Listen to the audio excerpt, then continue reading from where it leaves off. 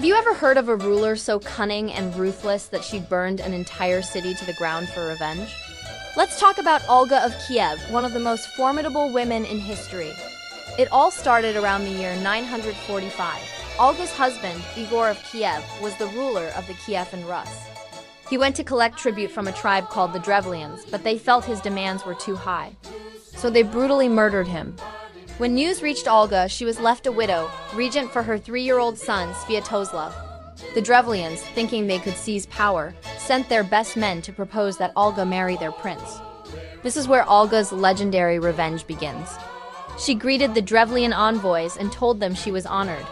She suggested they be carried in their boat to her palace the next day as a sign of respect.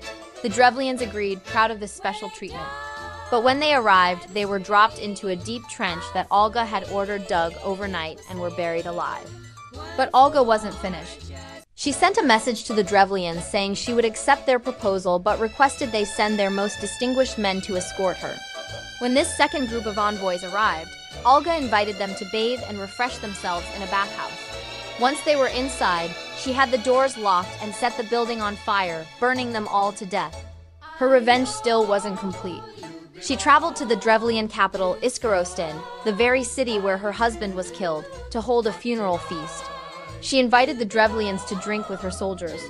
Once the Drevlians were drunk and defenseless, Olga's soldiers fell upon them, and historical accounts say 5,000 were massacred that night.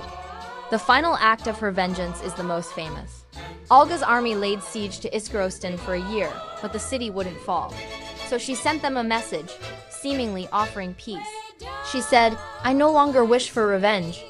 I only ask for a small tribute, 3 pigeons and 3 sparrows from each house." The Drevlians, overjoyed at such a small price for peace, quickly gathered the birds and sent them to Olga.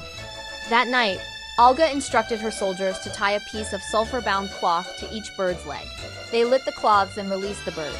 The pigeons and sparrows flew back to their nests in the houses, barns, and haylofts of Iskorosten, setting the entire city ablaze. As people fled the burning city, Olga's soldiers were waiting to capture or kill them.